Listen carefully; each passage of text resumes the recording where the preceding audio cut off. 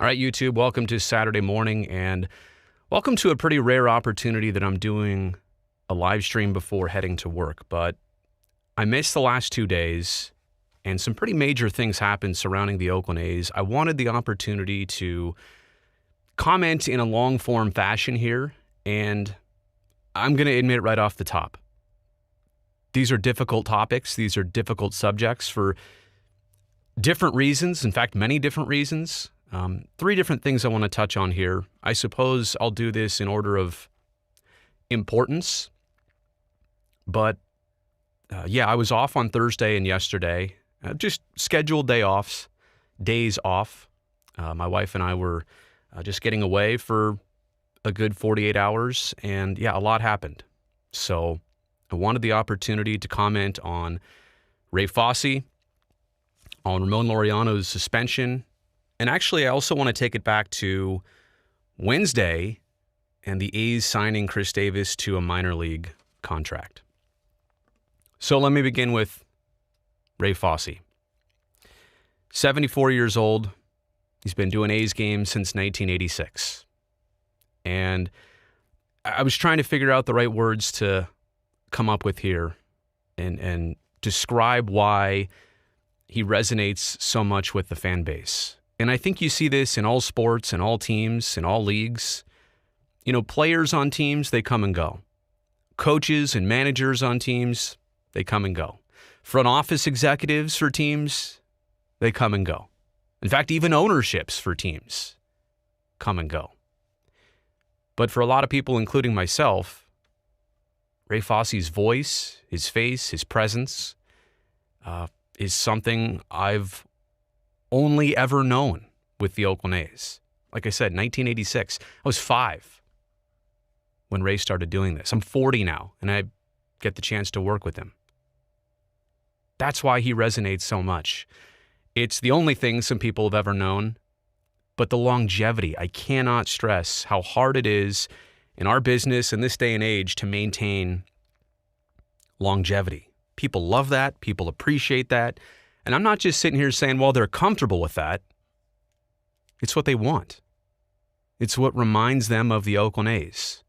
His the delivery, his presence on a TV broadcast, on a radio broadcast, people associate with the Oakland A's. And you've heard the expression, well, people are dedicated to their craft. Yes, Ray's definitely dedicated to his craft.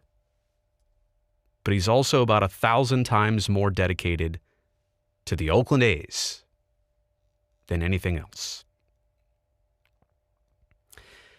He kind of put this aside and didn't talk about this for what I'm just learning is 16 years. I knew there were some things going on. I didn't know specifics. I didn't nearly know for how long. And I think that also speaks to, Ray's demeanor about and thoughts about being a front-facing person, being a public figure. He didn't want to make this ever about him. He was always about the Oakland A's. Didn't want cancer or any talk of that to come about in 16 years of knowing that he was fighting it. And still is.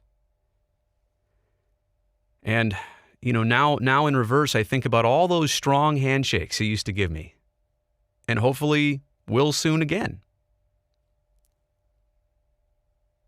It's hard to digest now looking back in reverse. And it also, I guess, is a reminder when you meet somebody, whether you like them or not, whether you think they're great or not, doesn't matter. When you meet anybody, everybody, somebody's always got something else going on that you just didn't know about. And I'll tell you what, knowing Fosse right now, of course, he's realizing that he wants to get better, and there's a fight to be had here. And that's upsetting, and I'm sure that's depressing in a very certain regard. But I'll tell you what crushes him even more right now, and this just speaks to what I said before. He's missing A's games, and that, I guarantee, among the many things that he's dealing with, that his family's dealing with, that's what's getting at him right now. And that's a message right there. That's a statement right there. You know, I can't wait until he comes back. I hope in the meantime we have some symbols of appreciation to show him. You know, broadcasting is a very one-way street. And it had been for most of his career. Like, you know, social media exists now. He's not on it. It's a two-way street now. But for most of his career, all of his career, it's been a one-way street. He's delivering to you. And he hears back from fans. He meets them at the Coliseum or on the road trips. And that's another thing, by the way. You want to talk about dedication to the craft. You know, traveling on every road trip, doing the last season, you know, with COVID looming around everybody. And now knowing, you know, his age and his health situation, and for him to just muscle right through it and never complain. Come on, all of us complain about 162 games. Here's a 4-hour and 45-minute game. Never complains about it. What does that tell you? But I want to go back to this, you know. I hope there's some appreciation shown to him. I hope he gets to see some of that. I hope this is an opportunity at the very least. Recover from this, come back, get healthy, and at least have this opportunity to have people show you how much they appreciate you. But, Fosse, man, you don't even need to call one more game to already have legendary status with this team forever. Think about that for a second. Think about a ball player, you know, when you're like, is he a Hall of Famer or not? And then there's some guys where you're like, yeah, he will be, but he'd have to do a few more things. In terms of your contributions to this team, Fosse, you don't have to do anything else. I know you want to, and I hope you do, and I can't wait till you do. But just know that you don't have to. You've already secured that. And I know you weren't worried about that, but let me speak on behalf of, you know, fans and being a fellow broadcaster. You're 74. You have approached this like a young man for a lot of years. And I love the grind. And I think there's a lot to admire from it. And I think there's a lot of people who could be inspired and learn by what you've carved in Oakland since 1986. So I'll leave it with that. You know, best wishes. We are thinking about you a lot. You'll be missed here down the stretch. And I hope it's only a matter of sooner than anything else that we'll see you back doing what you want to be doing, and when the time is right. When the time is right.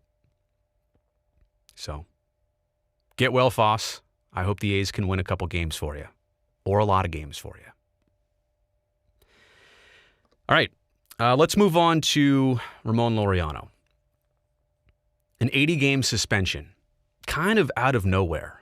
And that just hits you like a ton of bricks here in a season where the A's are contending, and you just thought they made some additions, and you know they were better positioned than they were earlier in this season, and kind of going through a rough patch in June and July, and then all of a sudden, like I said, 80 games. That's heavy. And let me just say it like this: you know, the 80-game suspension, it's kind of like a 3-season penalty, because he's going to miss games in this regular season. He's going to miss playoff games of this season. Those are 2 separate seasons. And then he's going to miss some to start next season. I'm never saying there's a good time for 80 games. But what I am saying is that, I mean, this is going to carry over and cost the A's through three different important periods, right? You wanted him for this final push. You needed him. You need him for the playoffs. And of course, you'd really like him to start next season the right way, but it's just not going to be the case. And it's been a frustrating year for 22 already. Started off red hot, was a shoo-in for the All-Star game. We talked about that a lot. Then he got hurt, missed about a month.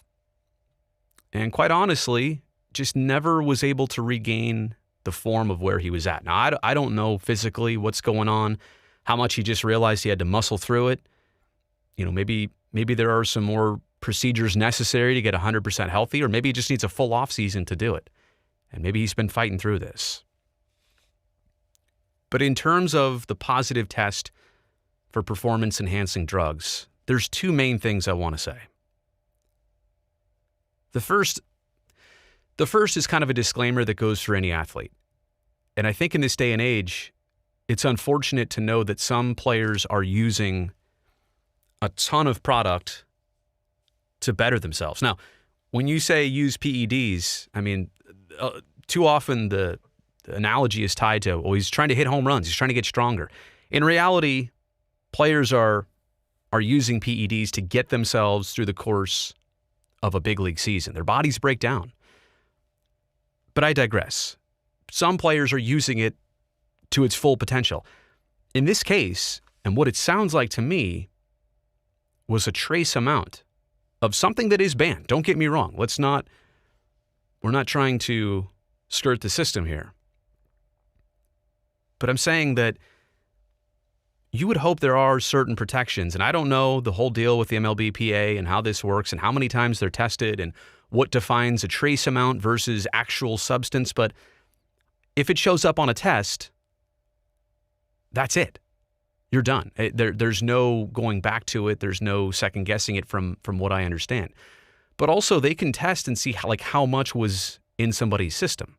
And so if it is a complete accident, if it is residue, hypothetically, like for example, have you ever gone through airport security and they need to wipe your hands down and run that through the explosives test, and you're like, I haven't touched a gunpowder, fireworks, I haven't touched anything explosive, but they sense something on you that they just need to wipe down and swab down. And sometimes, like, you might get swabbed down and it goes through the sensor and it's like, ding, ding, ding, we need to check you more. And you are completely innocent, but there is a trace of something on there. All I'm saying with all of this, and I don't know the exact specifics. I'm pretty sure they do not make that readily available. How much, how many tests, they don't want to get too far in the weeds on that with the public.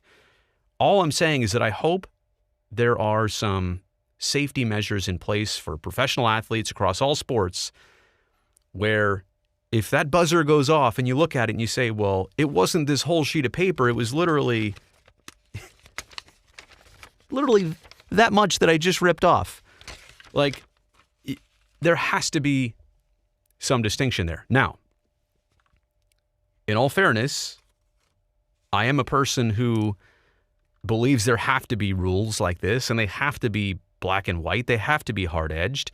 And if this were a Houston Astros player or anybody else, I think you'd all hold them to the same standard. And that brings me to kind of a next point. It's hard to, it's a responsibility to know everything you're taking in your body, but it's also very difficult. And this is not a person who's typically probably cooking for himself all the time. You're eating food from different places, different sources, taking things that you thought that are supposed to be A-okay. Maybe there's a trace of something that's not in there or was contaminated in the making of it. I don't want to go too far down any of these roads because you just don't know. You absolutely don't know. But I ultimately want to leave it with this on Ramon, how disappointed he is for the situation, for himself. This statement here yesterday, I would never knowingly ingest any banned substance and put the game I've loved all my life at risk. When I found out that I tested positive for nandrolone, I was shocked. I take great care of my body and have an extremely regimented diet. I can speak for that. And by the way, I love the way that this statement reads because it's like literally word for word Ramon. Based on the minuscule amount that was briefly in my body, I've learned that it is likely that it was a contamination of something I ingested. Again, this is the way it is. This is unfortunate. I'm just saying I hope that there are some protections in place for players like this. I have been educated about PEDs through the RBI program and Baseball Factory while growing up. I know I don't need any of that to perform on the baseball field. It's a great message to send. All my athletic success has come from my hard work, focus, and dedication to the game. I would wholeheartedly agree with that. I've seen it firsthand. I've literally seen it firsthand. I'd like to apologize for the distraction that this might cause my teammates, Billy Beane, David Forst, and the entire Oakland organization, community, and fan base. And let's be honest, of the 4 paragraphs here, I think this is what matters, and this is true, Ramon. I'm devastated. Anyone who truly knows me as a person knows how much I love the game and that I would never intentionally do something like this. So that's frustrating, you know? And like I said, what are you completely going to do? It happened. They're going to have to deal with it. You know, I know a lot of people are pointing out, well, A's sure are happy that they have Starling Marte now in center field. They're not shorthanded. Yeah, but again, to be honest, this is a huge difference and a huge deal in the A's season now, in their postseason, and to the start of their next season. So, I know Ramon's a fan favorite, certainly a favorite of mine.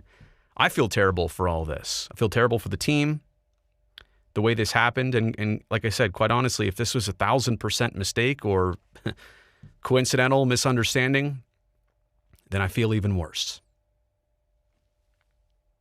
All right, last but not least, Khris Davis. This is the most lighthearted story, I think, of the live stream. Khris Davis, back on Wednesday, was signed to a minor league contract by the A's. Now, what exactly does this mean? I mean, this is an amazing turn of events. Khris Davis was a mainstay in Oakland. You never would have thought twice that he wouldn't be on this team.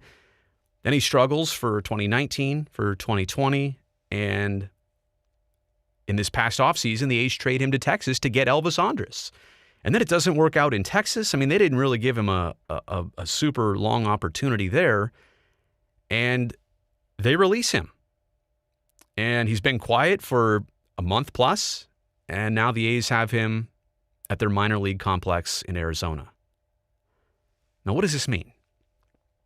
I mean, it's great to have him back in the organization. I like the fact that he wants to come to Oakland and that they want him to come back to the franchise. I don't think there's a guarantee that any comeback is possible or will happen, or look at the way the roster is constructed right now. I think when we brought this up on Wednesday, it may have been taken a little bit out of proportion and context. This is not the fast track for him to be back with the Oakland A's necessarily. But what this is the opportunity to regain some confidence, have another door open in a comfortable spot, in a franchise that is already fond of him and knows that the last couple years we've seen of him is not him. So I can't predict. Honestly, I can't predict what this means for 6 days from now, 6 weeks from now, 6 months from now. Honestly, who could really know? But it is the start of, let me say this, potentially a Hollywood-type story. Player was hitting, 40 home runs, hitting 247 every season, was the no-doubt cleanup hitter for the club, was the heart of the order. And then all of a sudden wasn't, and then all of a sudden went away. And then all of a sudden came back in a situation where this might just be the platform, with no pressure, to come back and make some strides. Because what happened to him, honestly, was, how could a guy be so consistent and then it all kind of just faded away a little bit? You have to know it's still there. So I'm pulling for Khris Davis. I think a lot of A's fans are, and not just because, wow, this is a great pickup and you got him back. I'm pulling for, you know what? Forget the team benefiting. I'm pulling for the human story of Khris Davis being able to come back. And you know how they say, what do they say? I'm not going out that way.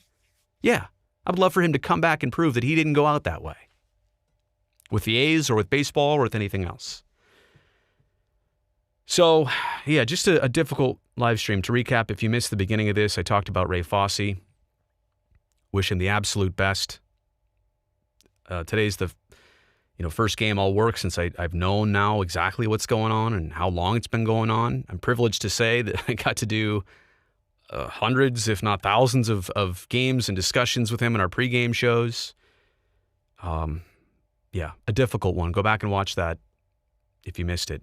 In terms of Laser Ramon, really tough. It's a 3-season penalty. Regular season, postseason, and next regular season. There's no good time to miss 80 games. But this really hurts. And then Khris Davis. It's going to be interesting. We'll be following that. So, all right, you know what? On that note, I've actually got to get to work. got to make the commute, got to get going into the studio. So we'll see you on television later. Thanks so much for checking out this live stream. Oh, and you know what? I should have said this a long time ago. Since you're here, if you wouldn't mind, subscribe to the channel if you don't already. It's a perfect platform. This is what I want to grow it for. Things like this where we can have these extended discussions. And also, if you thought this video was any good, maybe consider giving it a thumbs up. All right. See you later, everybody.